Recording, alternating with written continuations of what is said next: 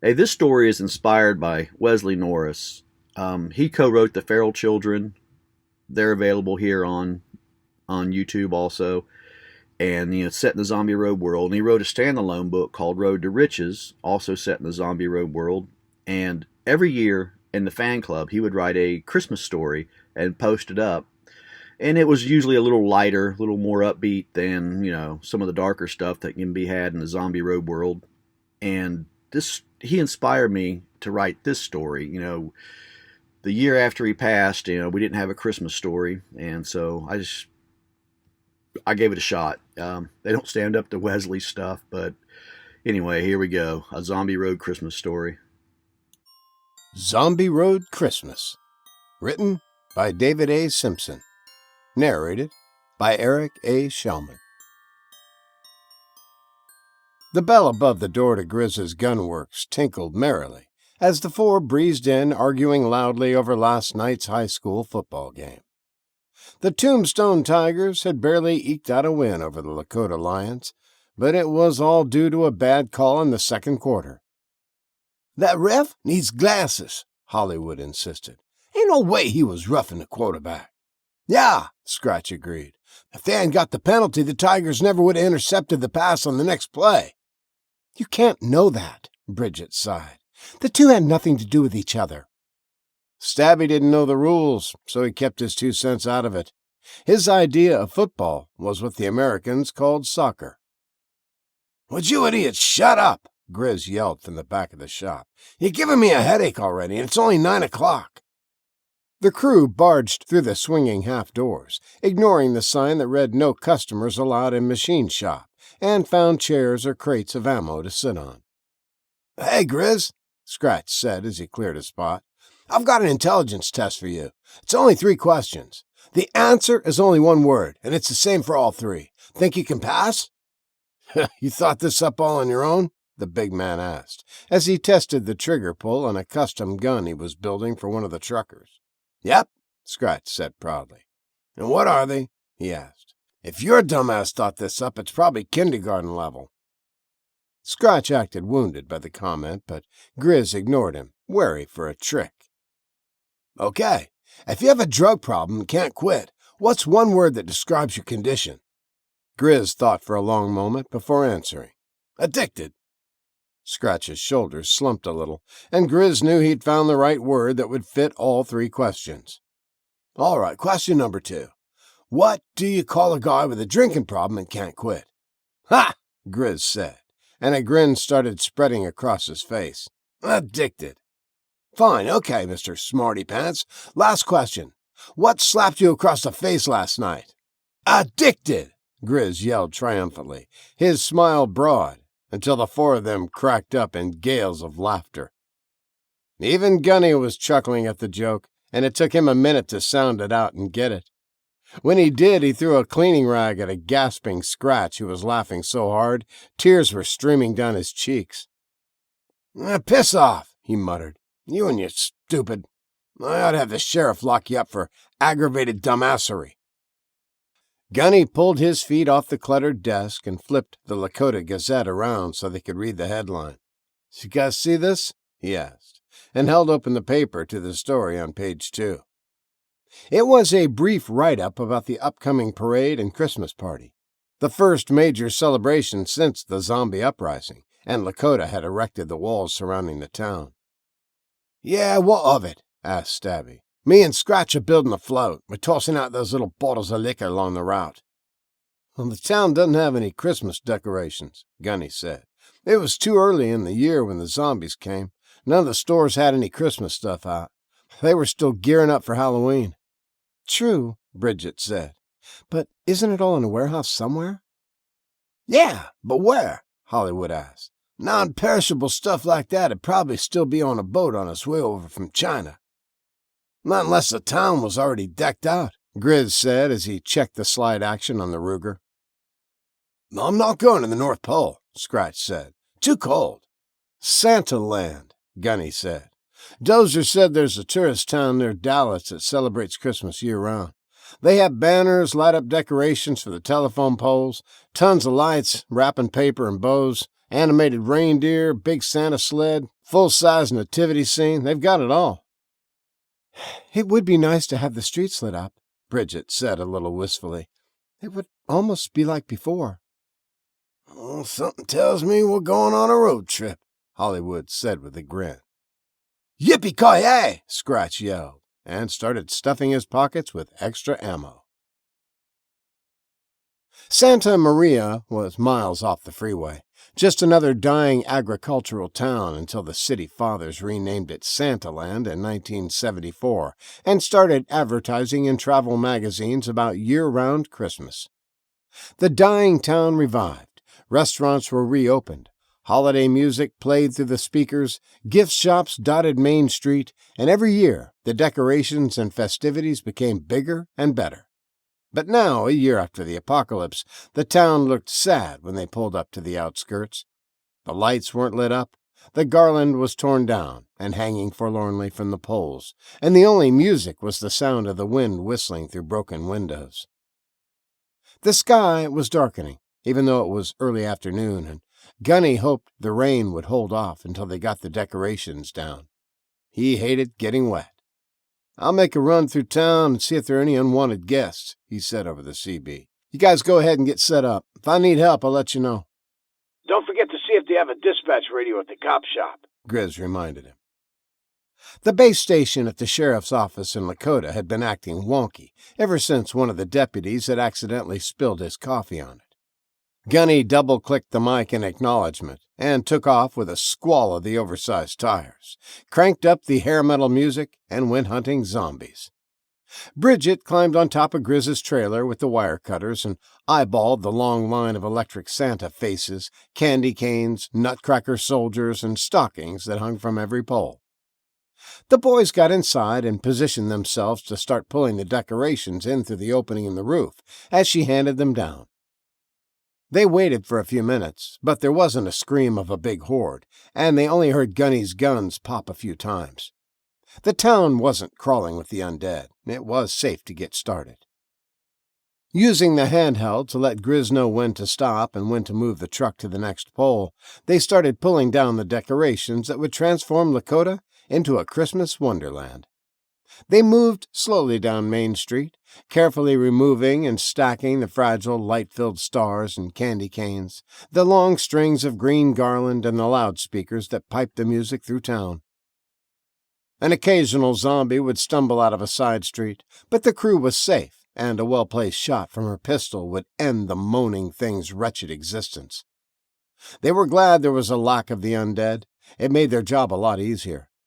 It had been over a year, and they had probably wandered off, chasing the sounds of a distant car. Gunny idled up and down the few dozen streets of the tourist town, picked off a handful of shuffling undead, then parked in front of the little police station. All was quiet when he shut off the burbling engine and the whine of the blower faded away. The only sound was the rustling of plastic bags caught in the trees and listlessly flapping flags in the breeze. One of the cruisers was parked out front, and he stripped the radio out of it before going inside. The wind was picking up, and the bruised clouds promised rain. He cleared the building room by room, but it was long abandoned. Everything was in place, nothing broken or smashed from a fight. The whole town was uncharacteristically empty. No long dead corpses strewn around from a battle, no brass casings littering the streets from a gunfight. It was like the town had evacuated, and the few stumblers he'd put down had wandered in after everyone was gone. He didn't dwell on it. He'd seen a lot of weirdness since the outbreak. An empty town wasn't very high up on the list of unexplainable things. It took a while, but he got the dispatcher unit disconnected and packed away in his car, then listened for Grizz's rig.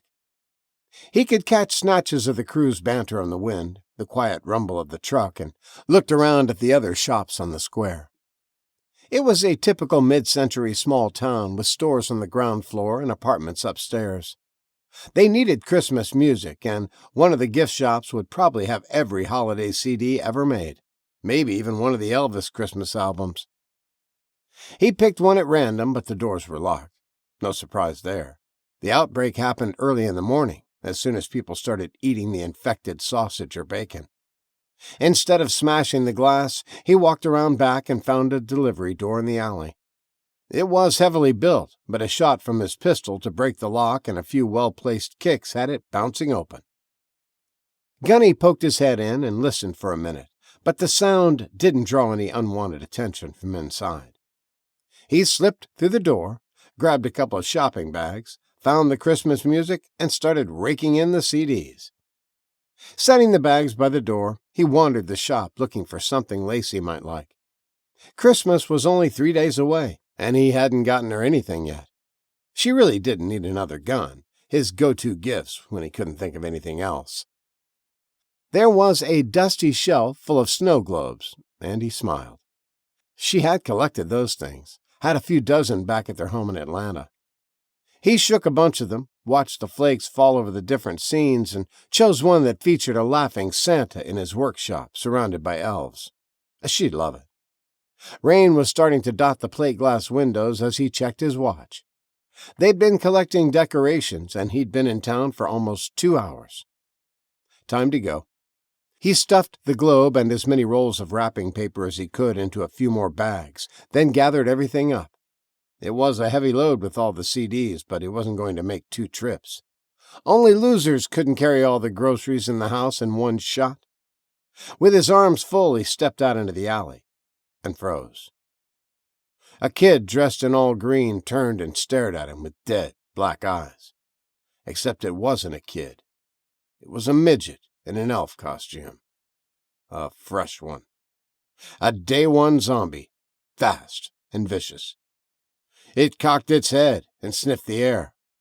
Gunny wondered where it had come from and saw a door to a warehouse hanging ajar across the alley. It had heard him breaking in and came out to see what the noise was. It wasn't sure what it saw as he stood stock still. The wind was picking up and was in his favor. The thing couldn't smell him. Not yet, anyway. He started to ease the packages down so he could get a hand on his gun, but the little monster screeched and lunged, claws outstretched to tear into his face. Gunny shoved the bags towards the leaping creature, knocked it off its trajectory, and dipped for his gun. It tumbled to the cobblestones in a clatter of CDs, flying gift wrap, and a shattered snow globe. The elf recovered fast, spun and bared its teeth as it bunched to spring again. His Glock spit lead and the thing crumpled. Half its head decorated the wall behind it. The warehouse door slammed open, bounced off its hinges, and Gunny spun to see a flood of green-clad little people pour into the alley between him and his car. He glimpsed the buffet-style tables, tumbled around the room behind them, and realized where most of the town was. At a community breakfast before the shops opened, and the costumed employees started a day of entertaining the tourists. Snow queens, store clerks, and festive gingham dresses. Santas of 5 different ethnicities and dozens of elves screamed into the alley. Gunny had 15 rounds left in the mag. He turned and ran. The alley seemed darker than it should be at the far end, and after a few steps he realized why. It ended in a brick wall. Too late to run back into the store now. He was committed and started looking for a fire escape to climb. It was too narrow for dumpsters. Every store had an assortment of garbage cans sitting outside the doors, so he started flipping them over as he ran. Anything to slow the holiday horrors down. Stubby little elves with long dried blood on their faces were knocked aside, but long-legged checkout girls in festive tattered dresses bounded over the clattering cans. Their snarls and keens were getting louder as they gained on him, hungry for the fresh, red blood coursing through his veins. A pillow-stuffed Asian Santa bounded on all fours, sprang over a bowled-down elf, and screamed his triumph as he landed on Gunny's back and tried to sink teeth into his neck. He only got a mouthful of his own red-crusted fake beard before Gunny dove into a roll and shook him off. His gun turned the Chinese Santa's face inside out, sent half its teeth out the back of its head. 2 more shots, and 2 more of Santa's helpers went tumbling over backwards, their feet flying out from under them as the monolithic hollow points ripped through their heads. Little holes in their foreheads became fist-sized cavities in the backs of their skulls, as brains and bone splinters splashed over the little demons right behind them. Gunny bounced to his feet, tossed a garbage can behind him, and sprinted for the end of the alley. There were no fire escape ladders hanging down, no convenient windows to jump through, nothing but featureless block walls with a few chairs and smokers' buckets outside the heavy doors. The jabbering nutcrackers, shrieking snow queens, and rusty-bearded Santas stumbled over the bodies and cans, but they were relentless in cutting the distance between them. He ran straight for the door at the center of the wall ahead of him, tried to make out whether it was metal or wood, and what kind of lock it had. He sensed the movement, heard the snarls as another one jumped for him with a cry of ethereal hunger. He jagged to the side and grabbed at her as she flew past his shoulder. He was in a full sprint only a few feet from the door and aimed her biting face at it, using her momentum as an undead battering ram. They hit it at a dead run. Her head exploded with the impact and showered him with gore as he drove his shoulder into it. She flopped to the ground. The door blew open and he tried to slam it shut, but it bounced off her shoulder. He heard her collarbone snap, and before he could drag her out of the way, a bloody-faced elf lunged for him. He hit it with the door, heard bones break, but it barely slowed. More were right behind it. More snow queens, more Santas, more pointy-eared elves. He spun into the room and saw it was a large open-bay garage, a workshop for making and repairing the myriad of decorations the town had.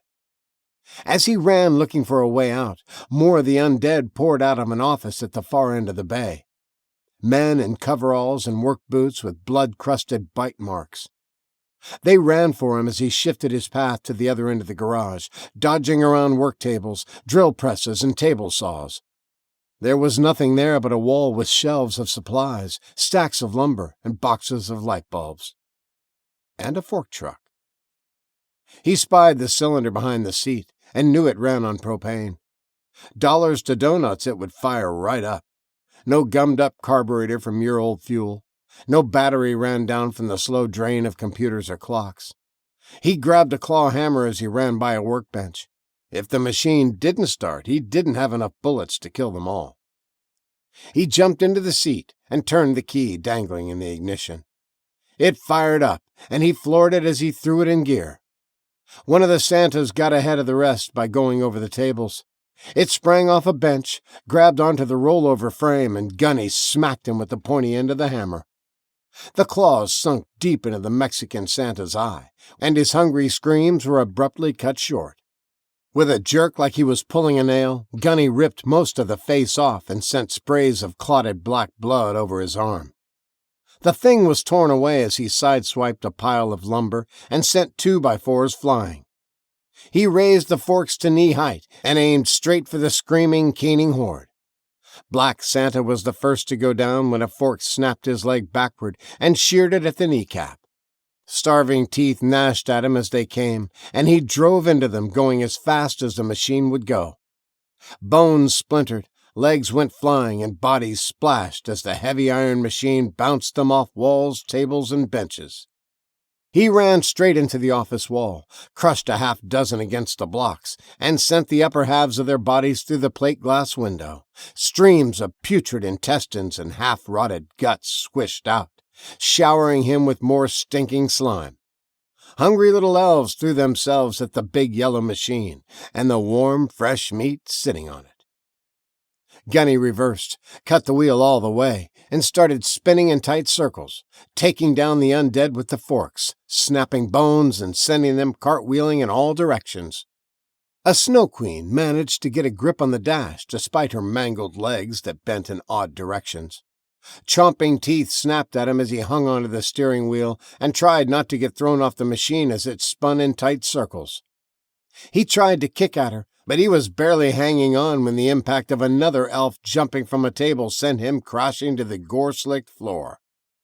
He scrabbled to get out of the path of the careening fork truck, rolling and swinging the hammer in an uncoordinated struggle to keep the chomping teeth away from his flesh and 5 tons of steel from turning him into a pancake.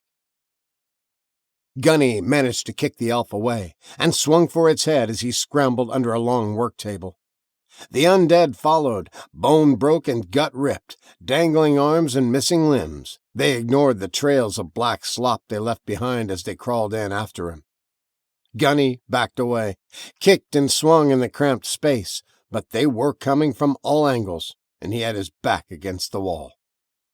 He dropped the hammer and his gun thundered, exploding heads and dropping bodies until the slide locked back. He had a small wall of corpses surrounding him now, and when the remaining Santas and elves and snow queens clawed their way over the piles, he caved in their heads with the hammer. He sat in the pool of black blood and yellow brain matter, and sucked greedily at the reeking air, trying to catch his breath. He heard something clawing its way towards him, but it was slow and broken. He had a minute or two before he had to finish it off. Thunder rumbled, and he heard the rain beating down on the tin roof. What a mess. It had been a while since he'd been in a life-threatening situation. He'd gotten sloppy and lax. Sitting behind a desk these past few months had taken its toll, made him lose his edge. He sighed and groaned as he started shoving the doughy mounds of corpses out of the way so he could crawl out from under the table. One last elf inched toward him as he stood. Knee-high to a normal person, the forks had been chest-high for him and had run him through. It had taken him a while to tear himself in half, and the upper part of his body was dragging long streamers behind him. Gunny gagged at the sight and smell and hurried for the exit. Outside, he kicked a gutter pipe free, then stood under the cold water splashing down to wash away the worst of the grime. He gathered up the bags of CDs, then went back inside the store to pick out another snow globe. One with a little cabin on a hilltop, with a couple of deer in the yard. No Santas, no elves, no snow queens. This has been Zombie Road Christmas, written by David A. Simpson, narrated by Eric A. Shellman. Copyright 2021 by David A. Simpson. Production copyright 2024 by David A. Simpson.